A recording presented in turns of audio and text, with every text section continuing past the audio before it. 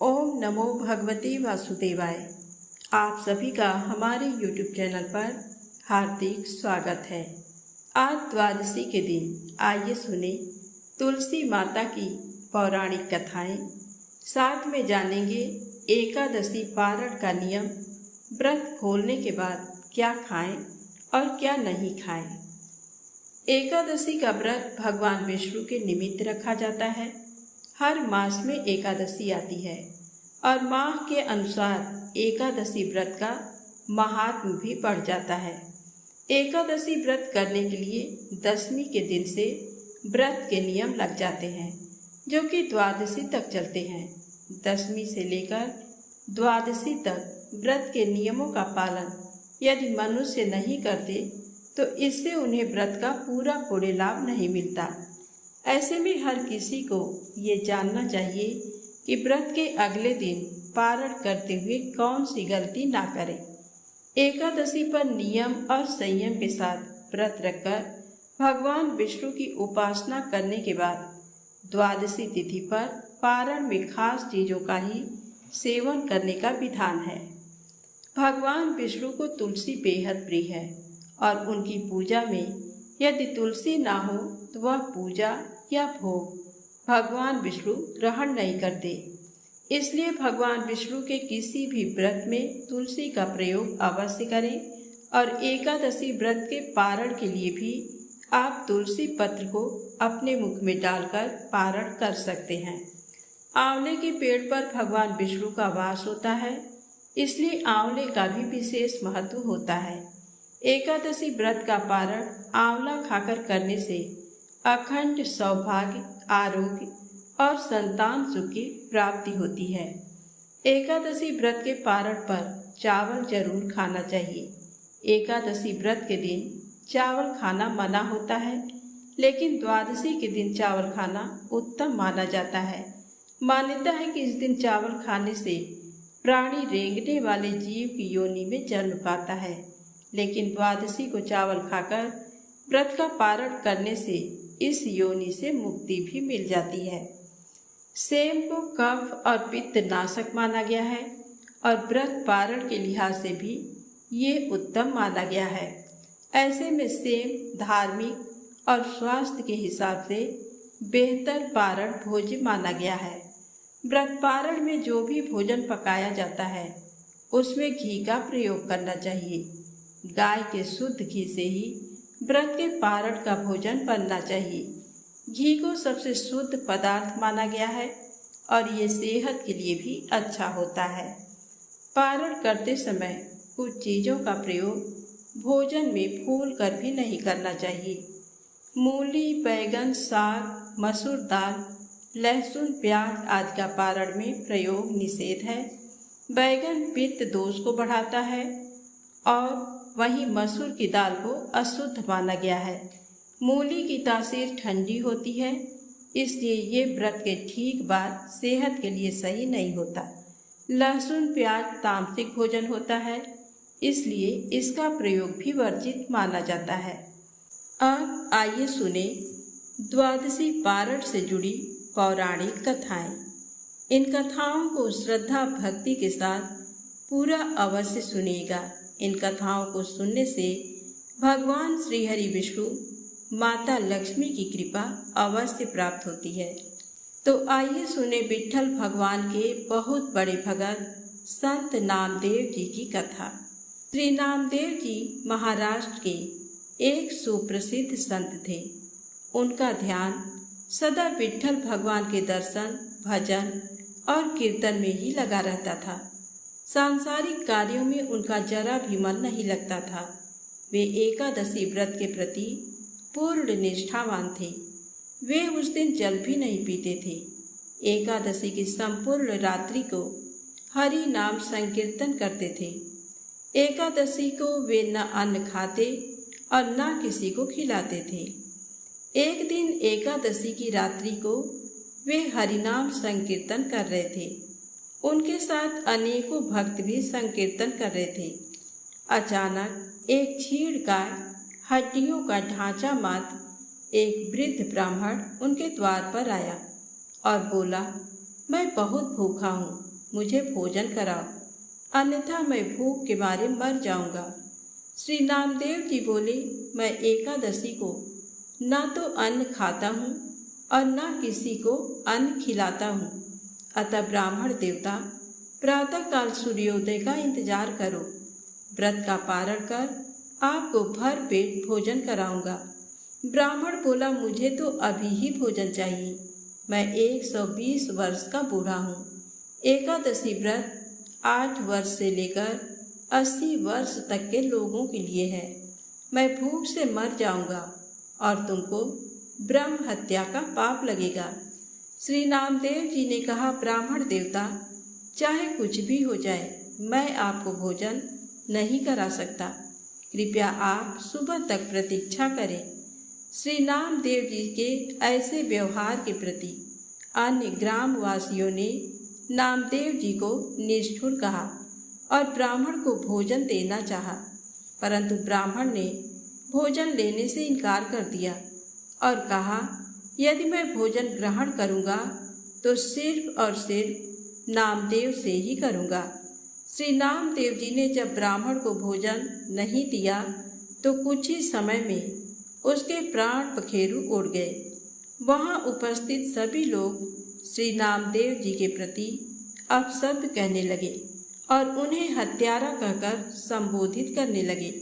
श्री नामदेव जी कुछ नहीं बोले, वो विठ्ठल भगवान के भजन और कीर्तन में ही लगे रहे तथा एक पल के लिए उठे और मृतक शरीर को ढककर रख दिया और भगवान के समक्ष नाम संकीर्तन करते रहे। प्रातःकाल श्री नामदेव जी ने व्रत पारण किया और एक चिता बनवाई। स्वयं उस ब्राह्मण के पार्थिव शरीर को अपनी गोद में लेकर चिता पर बैठ गए। चिता को प्रज्वलित किया गया। जब आग की लपटें श्री नामदेव जी तक पहुँचने ही वाली थी तो अचानक वह ब्राह्मण उठा और श्री नामदेव जी को उठाकर चिता से बाहर कूद पड़ा। जब तक नामदेव जी कुछ समझ पाते, वह बूढ़ा अंतर ध्यान हो गया। स्वयं विठ्ठल भगवान ही उनकी परीक्षा लेने आए थे। इस घटना को देखकर सभी आश्चर्यचकित हो गए और श्री नामदेव जी की जय जयकार करने लगे। धन्य है श्री नामदेव जी। चित्त में प्रज्ञा का प्रकाश, ज्ञान का दीपक जले, तभी ठाकुर जी का निराकार स्वरूप दिखाई देता है। भागवत श्रवण से चित्त रूपी दीपक जलाने का प्रयास मानव को करना चाहिए। तो प्रेम से बोले, विठ्ठल भगवान की जय हो। आइए सुने तुलसी माता की पावन कथा। एक कन्या थी। जब वह थोड़ी बड़ी हुई और उसको समझ आने लगा, तब से ही वह तुलसी माता जी की पूजन करने लगी।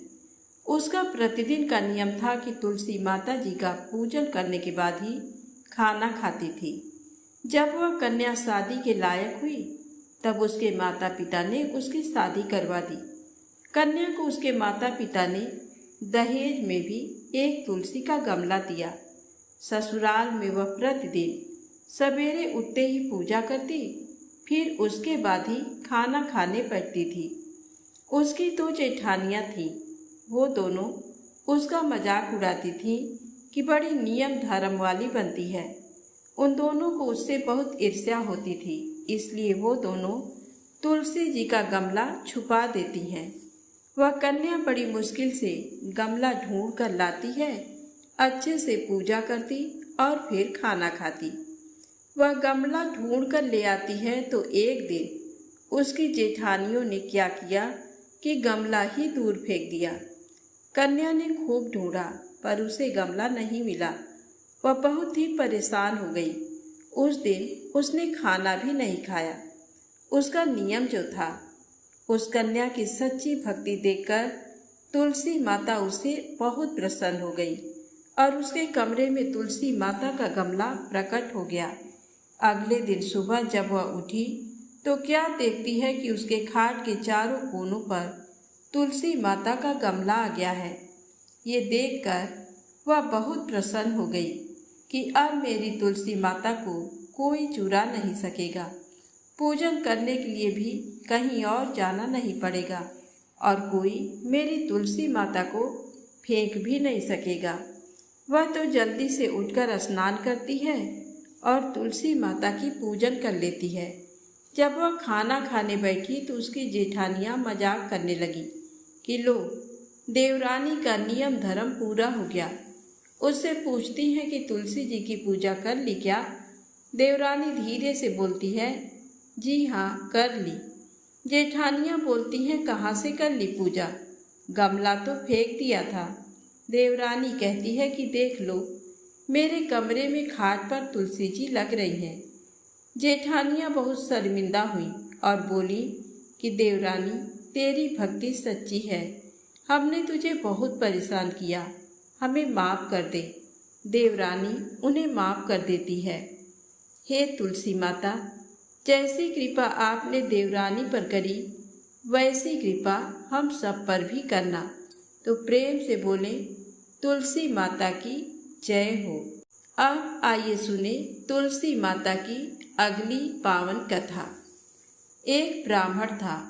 वह प्रतिदिन मंदिर जाता था। वह प्रतिदिन तुलसी माता की पूजा करता था। वह तुलसी माता से प्रतिदिन प्रार्थना करता था कि हे तुलसी महारानी, मेरे आनंद करना। तुलसी माता ने सोचा कि ये ब्राह्मण तो बहुत सीधा है और गरीब है और प्रतिदिन मेरी पूजा करता है, मैं इसके लिए कुछ न कुछ करना चाहती हूँ। तो तुलसी महारानी एक कन्या का रूप बनाकर बैठ गई और उस ब्राह्मण को बोला कि ब्राह्मण, मैं भी तेरे घर आना चाहती हूँ। ब्राह्मण ने सोचा कि 6 लड़कियाँ तो मेरे पहले से ही हैं और 7 लड़कियों का मैं कैसे पालन पोषण करूँगा, लड़कियों की शादी कैसे कराऊँगा, मेरे पास तो कुछ पैसा भी नहीं है। ऐसा विचार करके वह बहुत परेशान रहने लगा। उसको तो खाना पीना भी नहीं अच्छा लग रहा था। उसकी औरत ने एक दिन कहा, क्या बात है, आजकल आप बहुत दुखी रहने लग गए हैं? तो इस पर ब्राह्मण बोला कि मैं जब भी मंदिर जाता हूँ वहाँ पर एक छोटी सी सुंदर सी कन्या बैठी है और वह कहती है कि ब्राह्मण, मैं आपके घर आऊँ? उसकी पत्नी बोली कि अरे, इसमें परेशान होने की क्या बात है, आ रही है तो आने दो। ब्राह्मण बोला कि पहले से ही अपने घर में 6 लड़कियां तो हैं ही, उनकी भी अपने को शादी करवानी है। तो इस पर ब्राह्मणी बोली कि अरे, ये तो कोई बात नहीं है, अपनी 6 लड़कियों की शादी करवाएंगे, वैसे 7वीं की भी करवा देंगे। हम लोग 7 लड़कियों की शादी साथ में ही करवा देंगे। अगले दिन जब वह ब्राह्मण मंदिर गया तो उस छोटी कन्या ने पूछा, ब्राह्मण, मैं आपके घर आऊं? तो ब्राह्मण बोला कि हाँ बेटी चल। उनको वह घर पर लेकर आ गया। तुलसी माता के कन्या के रूप में ब्राह्मण के घर आने से ब्राह्मण के घर बहुत आनंद हो गया। घर में लक्ष्मी की बारिश हो गई। जब ब्राह्मण 7 कन्याओं की शादी के लिए वर ढूंढने जाने लगे तो उस छोटी कन्या ने कहा कि मेरे तो शालिग्राम जी के मंदिर में जाकर शालिग्राम जी को बोलना कि बारात लेकर आए और मेरी 6 बहनों के तुम्हारी इच्छा से वर ढूंढ लेना। तुलसी महारानी की मेहरबानी से उसके तो सब जेवर, कपड़ा, खाना सब तैयार हो गया और अच्छी धूमधाम से उनकी शादी हो गई और उस ब्राह्मण के तुलसी माता टूटमान हुए। हे तुलसी माता, जैसे आप ब्राह्मण जी पर कृपा करी वैसे ही हम सब पर भी कृपा करना और जैसा आनंद ब्राह्मण के घर में किया वैसे हम सबके ऊपर करना। तो प्रेम से बोले, तुलसी माता की जय हो। अब आइए सुने तुलसी माता की अगली पौराणिक कथा। पौराणिक समय में दैत्यों का राजा दंभ हुआ करता था। वह बहुत बड़ा विष्णु भक्त था। कई सालों तक उसके यहाँ संतान नहीं होने के कारण उसने शुक्राचार्य को अपना गुरु बनाकर उनसे श्री कृष्ण मंत्र प्राप्त किया। ये मंत्र प्राप्त करके उसने पुष्कर सरोवर में घोर तपस्या की भगवान विष्णु उसकी तपस्या से प्रसन्न हुए और उसे संतान प्राप्ति का वरदान दे दिया। भगवान विष्णु के वरदान से राजा दंभ के यहाँ एक पुत्र ने जन्म लिया। इस पुत्र का नाम शंखचूड़ रखा गया। बड़ा होकर शंखचूड़ ने ब्रह्मा जी को प्रसन्न करने के लिए पुष्कर में घोर तपस्या की। उसकी तपस्या से प्रसन्न होकर ब्रह्मा जी ने उसे वरदान मांगने को कहा। तब शंखचूड़ ने वरदान मांगा कि वह हमेशा अजर अमर रहे, वह कोई भी देवता उसे नहीं मार पाए। ब्रह्मा जी ने उसे ये वरदान दे दिया और कहा कि वह बद्री बन जाकर धर्मध्वज की पुत्री तुलसी जो तपस्या कर रही हैं उससे विवाह कर लें। शंखचूड़ ने वैसा ही किया और तुलसी के साथ विवाह के बाद सुखपूर्वक रहने लगा। उसने अपने बल से देवताओं, असुरों, दानवों, राक्षसों, गंधर्वों, नागों, किन्नरों, मनुष्यों तथा त्रिलोकी के सभी प्राणियों पर विजय प्राप्त कर ली। वह भगवान श्री कृष्ण का परम भक्त था। शंखचूड़ के अत्याचारों से सभी देवता परेशान होकर ब्रह्मा जी के पास गए और ब्रह्मा जी उन्हें भगवान विष्णु के पास ले गए। भगवान विष्णु ने कहा कि शंखचूड़ की मृत्यु भगवान शिव के त्रिशूल से ही होगी, अतः आप उनके पास जाएं। भगवान शिव ने चित्ररथ नामक गण को अपना दूत बनाकर शंखचूड़ के पास भेजा। चित्ररथ ने शंखचूड़ को समझाया कि वह देवताओं को उनका राज्य लौटा दे, परंतु शंखचूड़ ने मना कर दिया और कहा कि वह महेश्वर से युद्ध करना चाहता है। भगवान शिव को जब ये बात पता चली तो वे युद्ध के लिए अपनी सेना लेकर निकल पड़े। इस तरह देवता और दानवों में घमासान युद्ध हुआ, परंतु ब्रह्मा जी के वरदान के कारण शंखचूड़ को देवता नहीं हरा पाए। भगवान शिव ने शंखचूड़ का वध करने के लिए जैसे ही अपना त्रिशूल उठाया, तभी आकाशवाणी हुई कि जब तक शंखचूड़ के हाथ में श्री हरि का कवच है और इसकी पत्नी का सतीत्व अखंडित है, तब तक इसका वध असंभव है। आकाशवाणी सुनकर भगवान विष्णु वृद्ध ब्राह्मण का रूप धारण कर शंखचूड़ के पास गए और उससे श्री हरि कवच दान में मांग लिया। शंखचूड़ ने वह कवच बिना किसी संकोच के दान कर दिया। इसके बाद भगवान विष्णु शंखचूड़ का रूप बनाकर तुलसी के पास गए। शंखचूड़ रूपी भगवान विष्णु ने तुलसी के महल के द्वार पर जाकर अपनी विजय होने की सूचना दी। ये सुनकर तुलसी बहुत प्रसन्न हुई और पति रूप में आए भगवान का पूजन किया व रमण किया। ऐसा करते ही तुलसी का सतीत्व खंडित हो गया और भगवान शिव ने युद्ध में अपने त्रिशूल से शंखचूड़ का वध कर दिया। तब तुलसी को जब पता चला कि वे उनके पति नहीं हैं बल्कि वे तो भगवान विष्णु हैं, क्रोध में आकर तुलसी ने कहा कि आपने छल पूर्वक मेरा धर्म भ्रष्ट किया है और मेरे पति को मार डाला, अतः मैं आपको श्राप देती हूँ कि आप पाषाण होकर धरती पर रहें। तब भगवान विष्णु ने कहा, देवी तुम मेरे लिए भारतवर्ष में रहकर बहुत दिनों तक तपस्या कर चुकी हो। तुम्हारा ये शरीर नदी रूप में बदलकर गंडकी नामक नदी के रूप में प्रसिद्ध होगा। तुम पुष्पों में श्रेष्ठ तुलसी का वृक्ष बन जाओगी और सदा मेरे साथ रहोगी। तुम्हारे श्राप को सत्य करने के लिए मैं पाषाण शालिग्राम बनकर रहूँगा। गंडकी नदी के तट पर मेरा वास होगा। प्रेम से बोले तुलसी माता की जय हो। अब आइए सुने राजा अम्बरीश की कहानी। राजा अम्बरीश राजा नाभाग के पुत्र थे। वह 7 द्वीपों के राजा थे। वह बहुत ही ब्रह्मज्ञानी और विष्णु भक्त थे। वह भगवान विष्णु की कथाएं सुनते और मंदिरों में दर्शन करने जाते। विष्णु भक्ति के आगे वह घर, स्त्री, पुत्र, धन धान्य सब कुछ तुच्छ समझते थे। एक बार भगवान विष्णु को प्रसन्न करने के लिए उन्होंने साल भर पत्नी सहित एकादशी का व्रत रखा। कार्तिक मास में व्रत जब समाप्त हुआ तो उन्होंने 3 दिनों तक उपवास किया। विष्णु भगवान का पूजन किया, ब्राह्मणों को 60,000 गौओं का दान दिया, संत महात्माओं को दान दिया और उन्हें भोजन करवाकर संतुष्ट किया।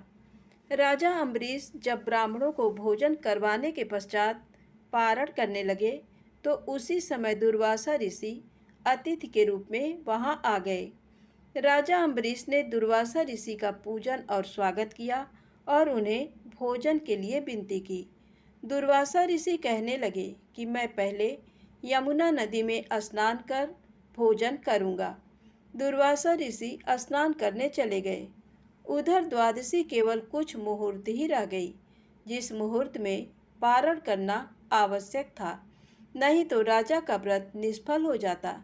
राजा अम्बरीश दुविधा में पड़ गए क्योंकि दुर्वासा ऋषि अभी वापस नहीं आए थे। अगर अतिथि ब्राह्मण को भोजन करवाए बिना पारण करते तो पाप के भागीदार बनते, लेकिन पारण किए बिना द्वादशी व्यतीत हो जाने पर पारण का महत्व समाप्त हो जाता है। ऋषियों ने कहा कि महाराज, आप केवल जल से पारण कर लें, इससे आपका व्रत भी व्यर्थ नहीं होगा और कोई दोष भी नहीं लगेगा, क्योंकि जल को भोजन और भोजन दोनों रूपों में माना जाता है। ऋषियों के परामर्श पर राजा अम्बरीश जलपान कर दुर्वासा ऋषि की प्रतीक्षा करने लगे। यमुना से लौटने पर दुर्वासा ऋषि अपनी तपशक्ति से जान गए कि राजा अम्बरीश ने जल पी लिया। राजा अम्बरीश पर क्रोधित होते हुए दुर्वासा ऋषि कहने लगे कि तुमने धर्म का उल्लंघन किया है। राजन, तू लक्ष्मी और धन वैभव में अंधा हो गया है। तुमने मुझे भोजन का निमंत्रण दिया और घर आए अतिथि को भोजन कराए बिना स्वयं भोजन कर लिया। इस कुकर्म का फल तुझे जरूर भोगना पड़ेगा। दुर्वासा ऋषि ने अपने जटा को उखाड़कर उससे कालाग्नि के समान कृत्या को बनाया, जो राजा की ओर दौड़ी। राजा अपने स्थान से तिल भर भी नहीं हटे। उसी क्षण भगवान विष्णु ने अपने भक्त की रक्षा के लिए अपना सुदर्शन चक्र भेजा, जिससे कृत्या को उसी क्षण जला दिया और सुदर्शन चक्र फिर दुर्वासा ऋषि की ओर मुड़ गया। दुर्वासा ऋषि जान बचाने के लिए भागे, लेकिन जहाँ भी दुर्वासा ऋषि जाते चक्कर उनका पीछा करता रहा। ब्रह्मा जी की शरण में गए तो ब्रह्मा जी कहने लगे कि विष्णु जी के तेज से मैं आपको नहीं बचा सकता। भगवान शिव के पास गए तो भगवान शिव कहने लगे कि विष्णु जी के चक्र से तुम्हें बचाना मेरे बस में नहीं है, तुम भगवान विष्णु के शरण में जाओ। दुर्वासा ऋषि बैकुंठ धाम में गए। भगवान विष्णु के चरणों में वंदना कर कहने लगे कि हे साधुओं पर कृपा करने वाले प्रभु, मुझ अपराधी की रक्षा करें। मैंने आपके प्रिय भक्त को कष्ट पहुंचाया है, इसके लिए मुझे क्षमा करें। भगवान, मेरी रक्षा करें। भगवान विष्णु कहने लगे, तुमने वास्तविकता जानते हुए भी मेरे भक्त को कष्ट पहुंचाया है। मेरे भक्त मुझे बहुत प्रिय हैं। तुम्हारी रक्षा का एक ही उपाय है, तुम राजा अम्बरीश से क्षमा मांगो। यदि वह तुम्हें क्षमा कर दें तो समझो तुम्हारी रक्षा हो गई। वह बहुत दयालु हैं और धार्मिक राजा हैं, वह तुम्हें जरूर क्षमा कर देंगे। दुर्वासा ऋषि राजा अम्बरीश के पास पहुंचकर उनसे क्षमा मांगने लगे। आपके अपमान के कारण भगवान विष्णु का सुदर्शन चक्र मुझे जला रहा है। राजा अम्बरीश जी के पैरों में गिर गए। उन्हें दुख में देखकर राजा अम्बरीश को बहुत दुख हुआ। भगवान विष्णु के सुदर्शन चक्र को शांत करने के लिए राजा अम्बरीश ने स्तुति की। स्तुति सुनकर सुदर्शन चक्र शांत हो गए और वापस लौट गए। दुर्वासा ऋषि भी सुदर्शन चक्र के ताप से मुक्त होकर सुखी हो गए। दुर्वासा ऋषि ने राजा को आशीर्वाद दिया और कहने लगे, आप धर्मात्मा और दयालु हैं। आपने मेरी दुष्टता को भुलाकर मेरी रक्षा की। दुर्वासा ऋषि को सुदर्शन चक्र के भय से मुक्ति में 1 वर्ष व्यतीत हो गया, लेकिन राजा अम्बरीश दुर्वासा ऋषि की प्रतीक्षा में 1 वर्ष तक केवल जल ही पीकर रहे। सुदर्शन चक्र से मुक्ति के पश्चात उन्होंने दुर्वासा ऋषि को भोजन करवाकर तृप्त किया और दुर्वासा ऋषि की आज्ञा के बाद उन्होंने फिर भोजन किया। उसके पश्चात दुर्वासा ऋषि अपने लोक चले गए। राजा भक्ति के साथ राज्य करने लगे।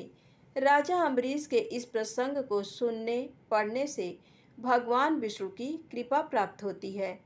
प्रेम से बोले विष्णु भगवान की जय हो। अब आइए सुने भगवान सालग्राम की कृपा की कहानी। केरल में एक सुधार्मिक नामक राजा था। उसी के पुत्र भक्त चंद्रहास जी हुए। जन्म के थोड़े दिन बाद ही इनके पिता संग्राम में वीर गति को प्राप्त हो गए और माता सती हो गईं। शासन शत्रुओं के हाथ में चला गया।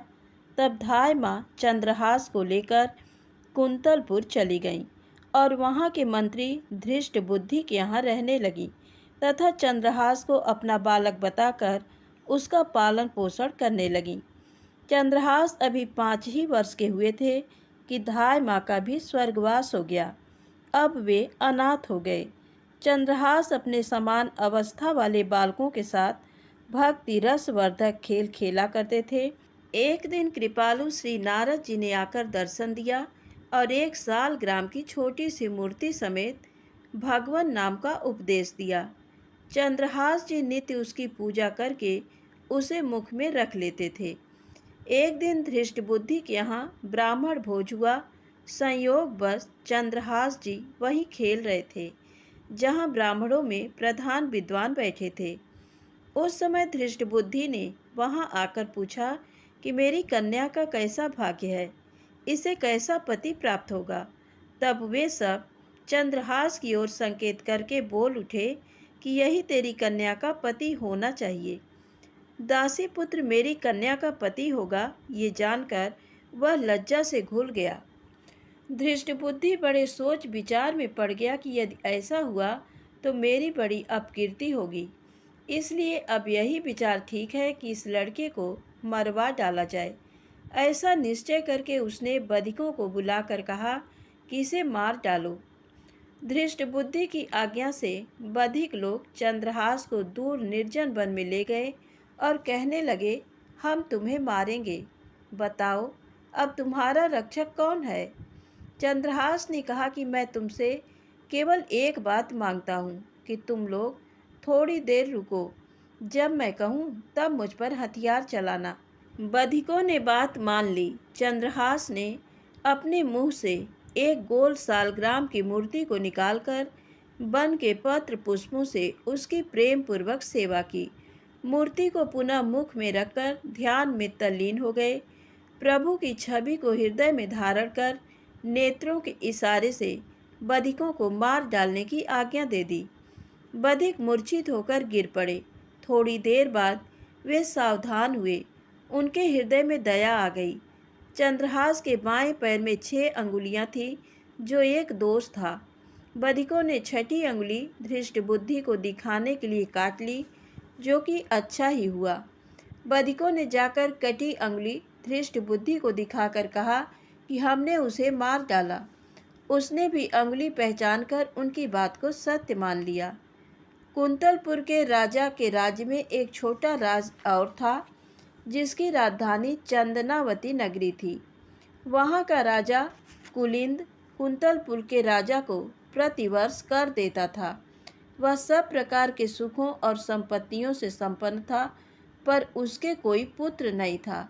वह उसी जंगल से होकर निकला और उस चंद्रहास को देखकर अति प्रसन्न हुआ, क्योंकि जिस पक्षी की छाया पड़ने से मनुष्य चक्रवर्ती सम्राट हो जाता है, उसी पक्षी ने अपने पक्ष से छाया कर रखी थी और हिरनियाँ चारों ओर से उसे घेरे खड़ी थी। चंदनावती के राजा कुलिंद ने निसंकोच दौड़कर बालक को गोद में उठा लिया और घर लाकर पुत्र जन्म के समान आनंद मंगल मनाया। कुछ दिनों के बीत जाने के बाद राजा ने सोच विचार करके चंद्रहास को राज सिंहासन पर बैठाकर उसका राज तिलक कर दिया। चंद्रहास ने राज्य पाकर अपने राज्य में भक्ति भाव का बड़ा भारी प्रचार प्रसार किया। तो प्रेम से बोले विष्णु भगवान की जय हो, सालग्राम भगवान की जय हो।